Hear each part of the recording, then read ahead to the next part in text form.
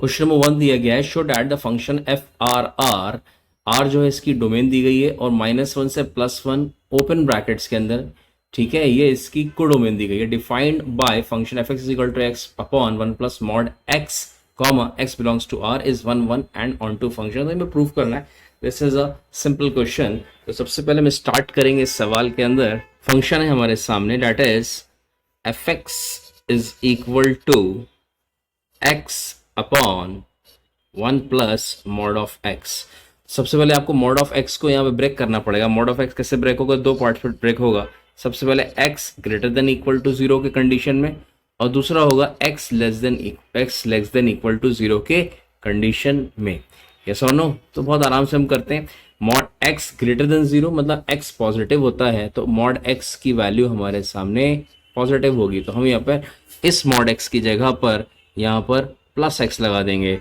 और अगर x की वैल्यू नेगेटिव होगी, x लेस देन 0 होगा, तो x मॉड x की वैल्यू माइनस एक्स होगी। तो हम मॉड x की जगह यहाँ पर, इस मॉड x की जगह पर माइनस एक्स लगाएंगे, हाँ या ना? तो यहाँ दो फंक्शंस बन गए। तो यहाँ पे दो कंडीशंस के हिसाब से हमें अलग अलग तरह से सवाल को सॉल्व करना है। तो सबसे पहले हम स्टार्ट करते हैं for x greater than equal to 0 के लिए। यस और नो? तो अब सबसे पहले हम करेंगे क्या भाई, हमें करना है put f x is equal to f of y. Yes और नो? तो f x is equal to f y में हमें सबसे पहले क्या करना है, ये वाला फंक्शन यूज करना है। कौन सा? ऊपर वाला, क्योंकि ग्रेटर देन इक्वल टू 0 के लिए ये वाला फंक्शन वैलिड होगा जो मैंने ग्रीन कलर से टिक किया है।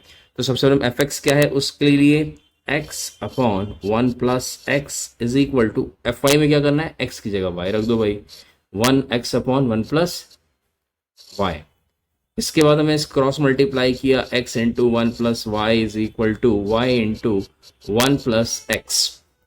देन ब्रैकेट्स ओपन किया, x plus x y is equal to y plus x y. साफ साफ दिख रहा है यहाँ पर कि एक्स वाई से एक्स वाई कैंसिल हो जाएगा। And now what we have, x is equal to y is our beautiful condition. तो ग्रेटर देन 0 के लिए, इस ग्रेटर देन 0 के लिए x is equal to y आ गया है, मतलब यहाँ इस कंडीशन के लिए ये 1 1 तो है। अब हमें दूसरे के लिए भी चेक करना पड़ेगा। दूसरे के लिए मतलब, दूसरे के लिए इन द सेंस कि जैसे कि हम जानते हैं यहाँ पर that is for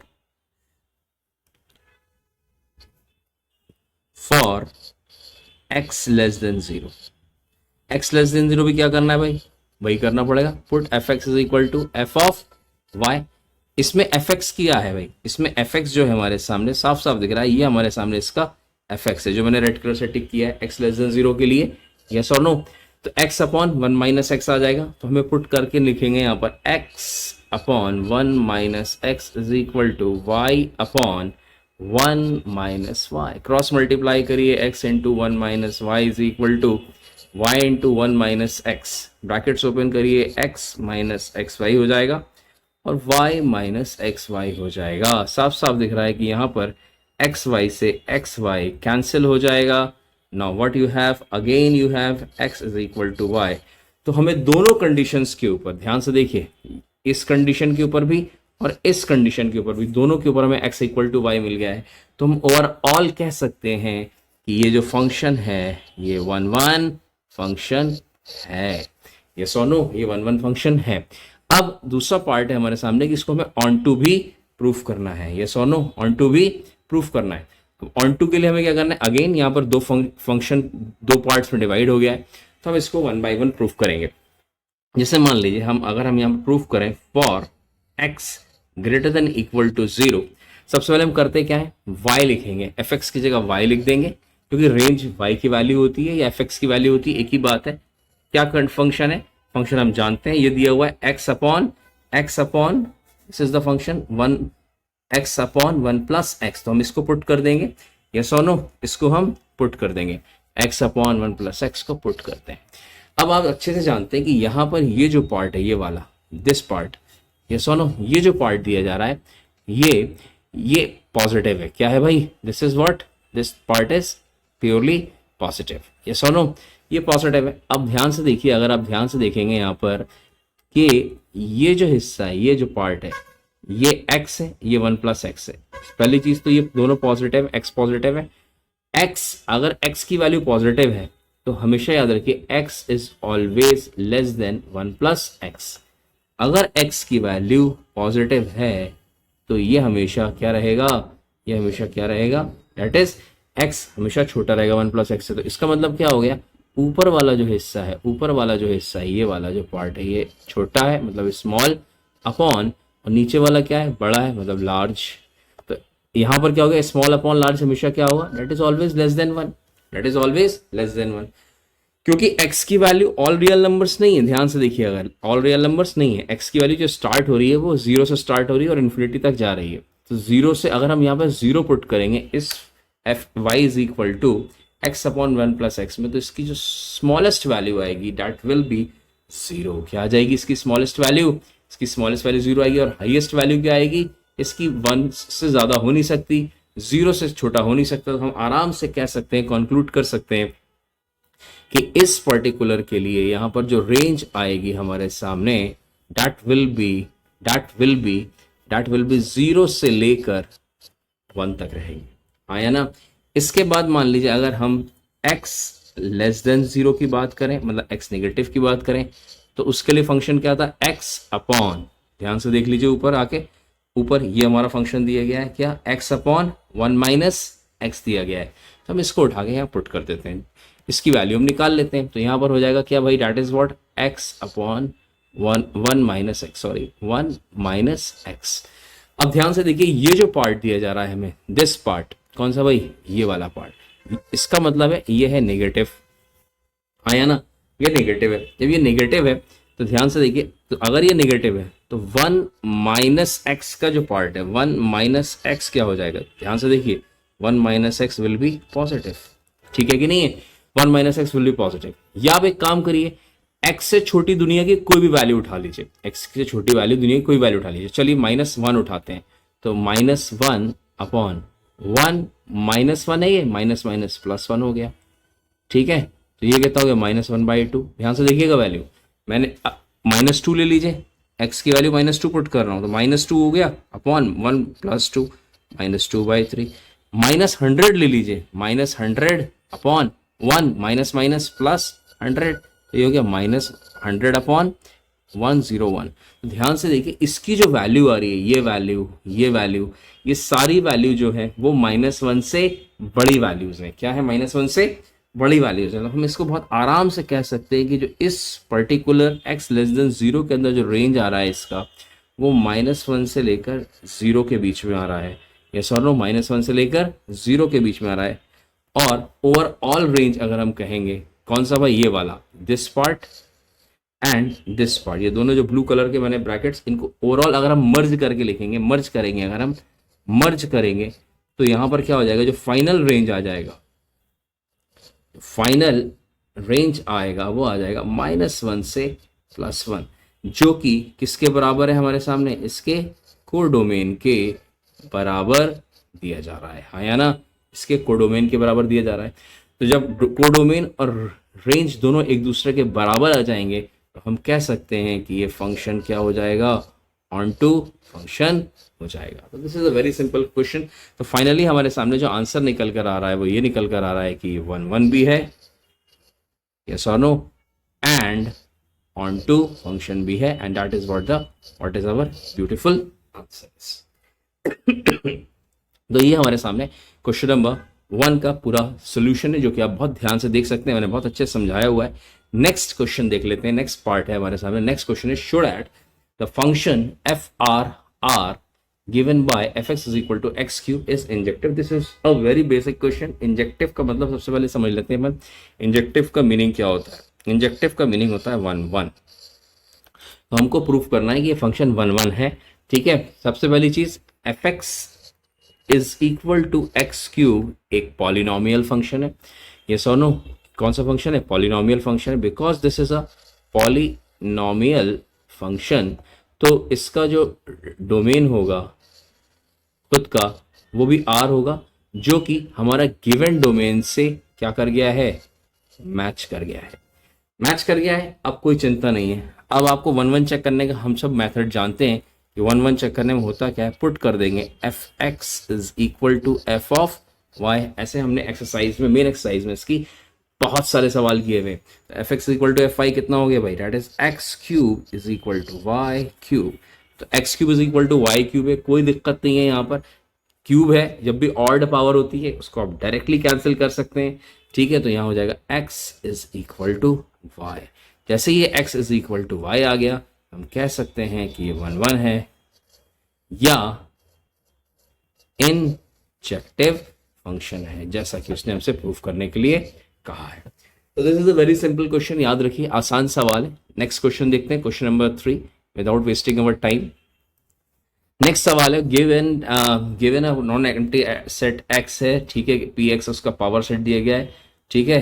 define the relation P R R is defined as, define the relation R in P X as follows for subset A be in power set x A R B. तो सबसे important यहाँ पर जो दिया गया है ए R B, ए क्या है, सेट है, बी क्या है, सेट है, आर क्या है, आर रिलेशन को डिफाइन कर रहा है कि ए और बी के जो रिलेशन है। क्या रिलेशन है भाई, ध्यान से देखते जाइए।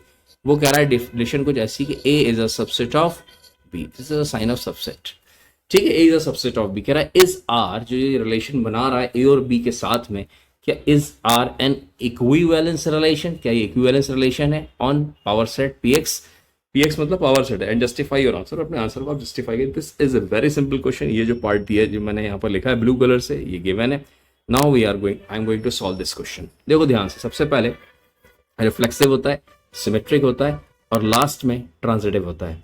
तो रिफ्लेक्सिव में हम सब जानते हैं कि रिफ्लेक्सिव में भैया हम जानते हैं कि ए कॉमा ए होता है रिलेशन में, मतलब एक्स की कोऑर्डिनेट और वाई कोऑर्डिनेट दोनों की वैल्यूज सेम होती हैं। या हम इसको, वैसे मैंने शायद एक्स एक्स लिखवाया था स्टार्टिंग में, एक्सरसाइज में सॉल्व करके एक्स एक्स लिख लो, ए लिख लो, पी लिख लो, एक ही बात है। इससे हमने क्या सीखा, इससे हमने ये सीखा कि यहाँ पर ये जो ए दिख रहा है, ये जो ए है, ये जो बी है, अब जब ये कह रहा है दोनों ए और बी दोनों सेम है, तो हम इसको यहाँ पर रिलेशन में कैसे लिखेंगे भाई, तो यहाँ पर हम लिखेंगे for reflexive, we are going to check reflexive, yes और नो। रिफ्लेक्सिव में क्या लिखेंगे, A is a subset of A, तो हम सब जानते हैं यस, ठीक है कि नहीं है। हर सेट अपना खुद का सबसेट होता है, each set is subset of itself. तो आप चाहो तो लिख लो यहाँ रीजन करके, each set is subset of itself. बिल्कुल होता है, डेफिनेटली होता है। तो ये फंक्शन क्या हो गया हमारे सामने, ये रिफ्लेक्सिव हो गया है, ठीक है कि नहीं है। नेक्स्ट पार्ट है हमारे सामने, सिमेट्रिक। सिमेट्रिक चेक करते, अगर मान लीजिए A is a subset of B है, तो देन क्या B is a subset of A होगा, बिल्कुल नहीं हो सकता। क्यों, मान लीजिए अगर A is a subset of B है, ए बी का सबसेट है, अगर मान लीजिए लेट सपोज, मैं समझाने के लिए आपको लिख रहा हूं यहाँ पर, ध्यान से देखते जाइए, ठीक है। अगर मान लीजिए ए की जगह यहाँ पर किसी ने लिखेगा 1,2, ये सेट है, बिल्कुल है। बी की जगह लिखा 1,2,3, A is a subset of B, बिल्कुल है, क्योंकि ए के सारे एलिमेंट्स बी में हैं। लेकिन क्या बी के सारे एलिमेंट्स ए में हैं, तो हमारा आंसर आएगा नो। इसलिए ये जो b is not a subset of a, तो ये सिमेट्रिक नहीं है। Very important thing is that ये सिमेट्रिक नहीं है, सिमेट्रिक नहीं है। क्या ये ट्रांजिटिव है, ट्रांजिटिव भी चेक कर लेते हैं। लास्ट पार्ट हमारे सामने ट्रांजिटिव का, तो ट्रांजिटिव में हम क्या करेंगे, ट्रांजिटिव में क्या होगा भाई, रिलेशन है a अगर सबसेट है b का, ठीक है। या पहले एक बार हम समझ लें, एक बार रिकॉल कर लेते हैं, हो सकता है आप भूल गए हो। जैसे कि हम जानते हैं, अगर मान लीजिए एक्स वाई कोऑर्डिनेट 2 हैं और वाई जेड कोऑर्डिनेट 2 है, ठीक है कि नहीं है, वाई जेड कोऑर्डिनेट है, तो इन दोनों से एक्स जेड कोऑर्डिनेट होना चाहिए, हाँ या ना, एक्स जेड कोऑर्डिनेट डेफिनेटली होना चाहिए। अब देख लेते हैं भाई एक्स जेड कोऑर्डिनेट क्या आने वाला है ना। एक्स जेड कोऑर्डिनेट हो सकता है कि नहीं हो सकता है, ये तो थ्योरी हो गई, this is the part of the theory जो हमने पढ़ी हुई है, ठीक है, दिस इज थ्योरी, ये थ्योरी है। अब यहाँ पर रिलेशन किसके बीच में दे रहा है, ए और बी के बीच में। तो सबसे पहले हम लिखेंगे A is a subset of B, okay, B is a subset of C, okay.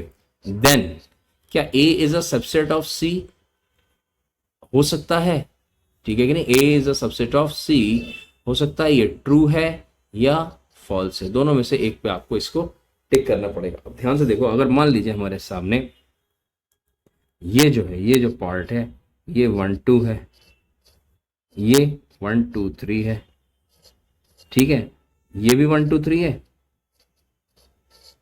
और ये सबसेट है सी का, तो ये हो गया 1 2 3 4, ये हो गया। तो अब ध्यान से देखो, ए के सारे एलिमेंट्स क्या सी में है? ये जो ए के सारे एलिमेंट्स हैं क्या ये सी में है? बिल्कुल है। इसका मतलब ये ट्रू कहलाएगा। अब जब ये ट्रू कहलाएगा तो इट मीन्स दैट कि ये जो है हमारे सामने ट्रांजिटिव है, रिफ्लेक्सिव है। ठीक है कि नहीं है? सबसे पहला पार्ट क्या है कि रिफ्लेक्सिव है, रिफ्लेक्सिव है, सिमेट्रिक नहीं है, ट्रांजिटिव है, सिमेट्रिक नहीं है। तो इसका मतलब ये it is not an, it is not an equivalence relation. याद रखिएगा, ये इक्विवेलेंस रिलेशन नहीं है। क्यों? क्योंकि रिफ्लेक्सिव है, ट्रांजिटिव है, लेकिन सिमेट्रिक नहीं है। This is what the simple reason is. Next question देख लेते हैं। अगले सवाल में कोई भी दम नहीं है हमारे सामने, डायरेक्ट सवाल है। Find the number of all onto functions yes और no from set 1 2 3 dash dash dash n to itself. कह रहा है खुद के अंदर कितने ऑन टू फंक्शंस होंगे। तो ये याद रखिए, हमेशा ये थ्योरेटिकल सवाल है। यहाँ पर होगा खुद के अगर होंगे तो ये मान लीजिए हमारे सामने n फैक्टोरियल इसका आंसर होगा। क्या होगा? Number of onto functions कितने होंगे? Number of onto functions कितने होंगे? n फैक्टोरियल होंगे। मान लीजिए यहाँ n नंबर ऑफ एलिमेंट्स कितने? n एलिमेंट्स हैं। अगर मान लीजिए किसी के पास 4 एलिमेंट्स हैं, 1 2 3 4, ठीक है। कोई आपसे कहे कितने number of onto functions होंगे, number of onto functions बनेंगे, तो आप कहिएगा भाई साहब number of onto functions बनेंगे दैट इज 4 का फैक्टोरियल, दैट इज इक्वल 20। अगर मान लीजिए आपके सामने 10 एलिमेंट्स दिए, 10 का फैक्टोरियल। अगर आपके सामने 100 एलिमेंट्स दिए, 100 का factorial. It is a very simple question. तो हमारे सामने जो आंसर है इसका वो ये वाला है। ये तो मैंने एग्जाम्पल दिया अलग से, ठीक है। दिस इज अ एग्जाम्पल, ये एग्जाम्पल का पार्ट करा दिया है। कितने एलिमेंट्स होंगे उस हिसाब से आप उसका फैक्टोरियल आप लिख लीजिए। This is a very simple through out सवाल है, डायरेक्ट सवाल है। नेक्स्ट क्वेश्चन हम देख लेते हैं, क्वेश्चन नंबर 5। क्वेश्चन नंबर 5 है हमारे सामने। लेट एक सेट दिया है -1 0 1 2, बी भी सेट दिया -4 -2 0 2, f g A and B be function से एफ जी के यहाँ पर डोमेन और कोडोमेन दी गई है। Be defined f x equal to x square minus, ठीक है, जी एक्स को भी कुछ फंक्शन दिया गया है ये, है ना, are f and g equal, ठीक है। जस्टिफाई योर आंसर, जस्टिफाई करना है। सबसे पहले हिंट दिया गया है, तो हिंट के हिसाब से जो बात की जा रही है क्वेश्चन में दिया गया है, ठीक है। तो हिंट में साफ साफ दे रहा है यहाँ पर f a is equal to f g. जाहिर सी बात है, अगर एफ ए की और एफ जी की वैल्यू बराबर आ जाएगी, ठीक है, तो वहां पर वो फंक्शन बराबर कहलाएगा। या सोनो मतलब सेम पॉइंट एक्स और वाई की वैल्यू अगर सेम हो जाती है, सेम एक्स की वैल्यू पे सेम वाई की वैल्यू आ जाए, तो वो फंक्शन क्या कहलाएगा? वो फंक्शन हमेशा इक्वल फंक्शन कहलाता है। तो अब सबसे पहले इंपॉर्टेंट ये है कि अगर हम चाहें तो यहाँ पर अलग अलग डिफाइन कर सकते हैं। यहाँ पर जैसे कि बहुत आसानी से हम लिख सकते हैं, यहाँ पर इसने एक कंबाइंड तौर पर दिया गया है एफ जी ए बी, तो हम चाहें तो इसको ऐसे लिख सकते हैं एफ ए बी, ठीक है, और ये हो गया जी ए बी।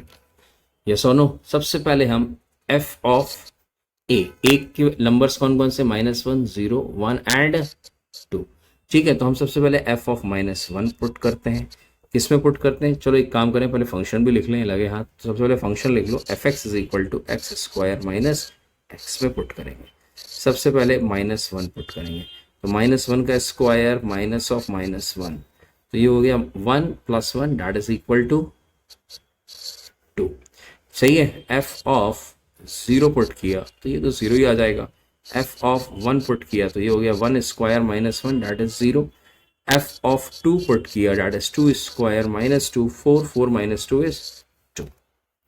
ये सोनो इसी प्रकार से मान लीजिए अगर हम यहाँ पर ध्यान से देखें जी एक्स की बात करें, तो जी एक्स क्या दिया गया? Twice of x minus half mod के अंदर माइनस का 1, 1 बाय 1 हम पुट करते हैं। सबसे पहले जी ऑफ -1, क्योंकि ए की वैल्यू फंक्शन एफ और फंक्शन जी, फंक्शन एफ के लिए भी ए है डोमेन है और जी के लिए भी डोमेन ए है, तो दोनों के लिए सेम है, तो हम 1 बाय 1 पुट करते हैं। -1 that is what? 2 of -1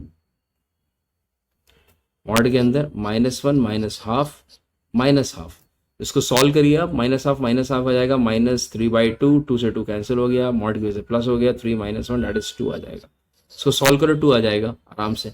ji of 0 put करिए, 2 पुट करिए, 2 × 0 - हाफ, ठीक है, मॉड है। -1, तो इसको भी आप पुट करिए, 2 से 2 कैंसिल, +1 -1 0। g ऑफ यहाँ पर आ जाएगा, डेट इज 1 पुट करिए, that is 2 of 1 minus half -1 is equal to half, 2 cancel हो गया, 0 आ गया, g ऑफ 2 आ गया, 2 of that is 2 minus half minus 1, 3/2, 3 minus 1 is 2, yes or no, 3 minus 1 is 2। तो ये इस प्रकार से हमारे सामने आ जाएगा। तो अगर आप ध्यान से ऊपर से कंक्लूड करेंगे तो यहाँ पर f ऑफ -1 की वैल्यू g ऑफ -1 के बराबर है, जो कि कितनी वैल्यू है, 2 वैल्यू दी गई है। इसी प्रकार से f ऑफ 0 की वैल्यू g ऑफ 0 के बराबर है, जो कि 0 है, ठीक है। इसी प्रकार से f ऑफ 1 की वैल्यू g 1 के बराबर है, it is also 0, and f of 2 की वैल्यू g ऑफ 2 के बराबर है, एंड दैट इज 2। तो यहाँ पर ये सब के सब बराबर हो गए। So we can say that, अब हम कह सकते हैं कि x की सारी वैल्यूज के ऊपर y की वैल्यूज भी सेम है, तो वी कैन से दैट कि function fx and fx and gx are equal functions। So this is what the beautiful answer is, yes or no। तो ये हमारे सामने पूरा इसका सोल्यूशन है। This is a simple question. Question number 6 पे आ जाते हैं। क्वेश्चन नंबर 6 एक ऑब्जेक्टिव सवाल दिया गया है हमारे सामने, है ना। ऑब्जेक्टिव क्वेश्चन दिया है, late a is equal to 1, 2, 3 the number of relations containing 1, 2 and 1, 3 which are reflexive, symmetric but not transitive. देखो ध्यान से समझना, ये बहुत सारे लोगों ने पूरे यूट्यूब के ऊपर डाला हुआ है, लेकिन किसी ने अच्छे से समझाया हुआ नहीं है। मैंने बहुत सारे वीडियोस देखे हुए। तो सबसे पहले ध्यान से देखिए, number of relations containing 1, 2, 1, 3 which are reflexive and symmetric but not transitive. Reflexive है, सिमेट्रिक नहीं है, ट्रांजिटिव है। तो सबसे पहले ये कंडीशन दी गई है, कह रहा है रिलेशन के सेट जो है नंबर्स कहाँ से लेंगे, 1, 2, 3 से लेंगे, यहाँ से नंबर्स लेंगे हम, ठीक है। और उस रिलेशन के अंदर याद रखिएगा R फॉर रिलेशन, ये जो R है ये रिफ्लेक्सिव है, ये क्या है, रिफ्लेक्सिव है, ठीक है। ये R है रिलेशन, इस रिलेशन के अंदर एक नंबर तो फिक्स, 2 कोऑर्डिनेट्स तो सेम है, 1, 2 एंड 1, 3 फिक्स है। इसके अलावा आप ले सकते हैं, बना सकते हैं, जितने चाहे आप बना सकते हैं, और उससे कितने पॉसिबल नंबर ऑफ हमारे सामने रिलेशंस बन सकते हैं जो कि रिफ्लेक्सिव और ट्रांजिटिव तो होंगे लेकिन सिमेट्रिक नहीं होंगे। ये आपको बनाना है, कितने बन सकते हैं, ये दोनों तो फिक्स रहेंगे। इसके अलावा क्या क्या बन सकते हैं तो देख लेते हैं। रिफ्लेक्सिव के लिए जरूरी है कि जैसे हमारे सामने यहाँ एलिमेंट्स दिए गए 1, 2, 3, तो 1, 2, 3 के साथ 1, 1 भी होना चाहिए, 2, 2 भी होना चाहिए, और 3, 3 भी होना चाहिए, तभी ये रिफ्लेक्सिव हो सकता है। तो सबसे पहले आप इनको ऐड कर लीजिए, ठीक है। इसके बाद क्या है, सिमेट्रिक नहीं है, सॉरी उल्टा लिख दिया मैंने यहाँ पर, सॉरी भाई, यहाँ पर देखो ध्यान से, यहाँ पर एक्सक्यूज मी, यहाँ पर एक छोटी सी मिस्टेक हो गई है। तो यहाँ पर ये ट्रांजिटिव नहीं है, सिमेट्रिक है। क्या है, सिमेट्रिक है, ट्रांजिटिव नहीं है, ठीक है। तो ध्यान से देखेंगे अब, यहाँ पर ये तो रिफ्लेक्सिव के लिए हो गया। अब हमें क्या करना है, और भी केसेस बनाने हैं जो कि सिमेट्रिक होंगे। तो सिमेट्रिक के लिए बहुत सिंपल है, और क्या एलिमेंट्स ले सकते हैं आप कॉमा डाल के, जैसे 1, 2 के साथ है तो आप 1, 2 के साथ कोऑर्डिनेट 2, 1 ले सकते हैं, और 1, 3 के साथ आप 3, 1 ले सकते हैं, ठीक है। तो अब ये हम कह सकते हैं कि सिमेट्रिक है। अब ध्यान रखिएगा, अगर ये जो हमारे सामने ये जो कोऑर्डिनेट्स बने हैं इनमें ट्रांजिटिव का केस पॉसिबल नहीं होना चाहिए, है ना। अगर मान लीजिए कोई कह दे कि साहब हमने यहाँ पर 1, 2 और 2, 1 ले लिया, तो सर इससे 1, 1 बन जाएगा, नहीं ये पॉसिबल नहीं, ये तो हमेशा हो जाएगा। अगर कोई भी रिफ्लेक्सिव, अगर ऐसे रिफ्लेक्सिव के साथ हम सिमेट्री के साथ अगर हमारे सामने रिफ्लेक्सिव का केस आएगा तो फिर वो तो हमेशा ही ट्रांजिटिव भी कहलाएगा। इसलिए कभी ये केस पॉसिबल नहीं होता है ट्रांजिटिव के लिए, हमेशा डिफरेंट होने चाहिए। मतलब A, B, C ये 3 डिफरेंट नंबर्स होने चाहिए, A, B और C, ये तीनों डिफरेंट नंबर्स होने चाहिए ट्रांजिटिव के अंदर। यहाँ पर सेम है, 2 ही नंबर्स की बात है, यहाँ 1 और 2 की खेल चल रहा है, तो 3 नंबर्स होने चाहिए। तो अब ध्यान से देखो, तो यहाँ पर सिर्फ एक ही रिलेशन बनेगा, और वो यही रिलेशन है जो हमने आपके सामने अभी बना के दिखाया। This is the relation and it is only 1 relation. Number of relations कितने बनेंगे, number of relations that is equal to 1 and that is what, this is the relation, ठीक है। तो कौन सा ऑप्शन हो गया, option number A is the correct answer. And the last question is question number 7 of the new NCERT is let A is equal to 1, 2, 3 number of equivalence relations containing 1 to s, कितने number of relations बनेंगे। इसमें भी वही same question है, यहाँ पर set तो हमें वही दे के रखा हुआ है, a is equal to 1 2 3 number यहीं से चूज करने हैं। रिलेशन का एक जो है इक्विवेलेंस है, जब इक्विवेलेंस है तो रिफ्लेक्सिव भी होगा, सिमेट्रिक भी होगा और ट्रांजिटिव भी होगा। ये तीनों होंगे तभी हमारे सामने पॉसिबल होगा। तो अब हम जो रिलेशन बनाने जा रहे हैं वो क्या बनेगी, ध्यान से देखते जाइए मेरे साथ में। रिलेशन जो बनेगी इसकी, उसमें एक हमारे सामने एक जो हमारे सामने एलिमेंट है या एक जो कोऑर्डिनेट, मैं कोऑर्डिनेट बोलता हूँ, ठीक है, कोऑर्डिनेट जो है वो दिया गया है, ये फिक्स रहेगा। इसके अलावा रिफ्लेक्सिव है, तो रिफ्लेक्सिव को सबसे पहले रिफ्लेक्सिव को फुलफिल करने के लिए आपको 1 1 भी डालना पड़ेगा, 2 2 भी डालना पड़ेगा, 3 3 भी डालना पड़ेगा। ओके, 1 1 2 2 3 3 कह रहा है। ट्रांजिटिव भी है, बिल्कुल ट्रांजिटिव है। तो ट्रांजिटिव के लिए जरूरी है कि 1 2 के साथ 2 1 का केस आ जाए। ठीक है भाई, 1 2 के साथ 2 1 का केस, मतलब ये किसको उसने फुलफिल किया, ये सिमेट्री को फुलफिल कर रहा है। अब बचा है ट्रांजिटिव। अब ट्रांजिटिव के लिए आपको क्या करना पड़ेगा, जैसे मान लीजिए ये 2 1 है, ठीक है, ध्यान से सुनिएगा मेरी बात ध्यान से। ये 2 1 है, तो 2 1 के साथ, क्योंकि मैं आपको पहले बता चुका हूँ ट्रांजिटिव के अंदर मैं फिर से यहाँ लिख देता हूँ ए बी सी से ए सी बनता है। और याद रखिएगा यहाँ 3 नंबर्स ही होने चाहिए, 3 डिफरेंट नंबर्स ही होने चाहिए। 3 2 नंबर से काम नहीं चलेगा, 3 डिफरेंट नंबर्स होने चाहिए। तो यहाँ पर 2 1 के साथ मान लीजिए एक स्टूडेंट ने क्या बनाया, लेट सपोज कि उसने 2 1 के साथ में यहाँ पर 2 है, ये 1 है, तो अब जाहिर से 1 पैंड हो रहा है तो 1 से स्टार्ट करेंगे। और अब तीसरा नंबर की गुंजाइश कौन सा है, एक ही नंबर बचा है, वो है हमारे सामने सेट में 3, तो हम 3 को यहाँ से उतार देंगे। ठीक है, 2 1 हो गया, 2 1 1 3, और उसके साथ में ट्रांजिटिव होने के लिए जरूरी है कि 2 1 3 2 1 और 1 3 के साथ 2 3 होगा। ठीक है, तो ये हमारे सामने जो रिलेशन बन रही है, this relation is transitive relation, this relation is transitive relation. या सोनो, ये जो रिलेशन कहलाएगी ट्रांजिटिव। तो ये एक रिलेशन हो गई। क्या और भी ऐसी रिलेशंस बन सकती हैं, क्योंकि सवाल दिया जा रहा है तो हमने कहा चेक कर लेते हैं। ये तो एक रिलेशन हो गई हमारे सामने, दिस इज रिलेशन नंबर 1। अब हम रिलेशन नंबर 2 बनाने की कोशिश करते हैं। अगर बनेगी तो 2 भी बनाएंगे, 3 नहीं बनाएंगे, जितनी बना सकते हैं। 1 2 है हमारे सामने, ठीक है, 1 1 2 2 3 3, ठीक है, और 2 1। इसके हिसाब से सिमेट्री प्रूफ कर दीजिए। अभी जो हमने यूज किया है, ध्यान से देखिएगा मेरे साथ में, अभी जो हमने यूज किया हुआ है वो इन दोनों को लेके यूज किया हुआ है। और इसमें मेन जो था इसको लिया था, ठीक है, इस वाले से 1 3 बनाया था, इस वाले से 2 1 से 1 3 बनाया था, और 2 1 1 3 इन दोनों से मिलाकर 2 3 बनाया था। इस बार हम क्या करने वाले हैं, इस बार हम इससे नहीं बल्कि हम इससे बनाएंगे। किससे बनाएंगे, इस वाले से, इससे बनाएंगे।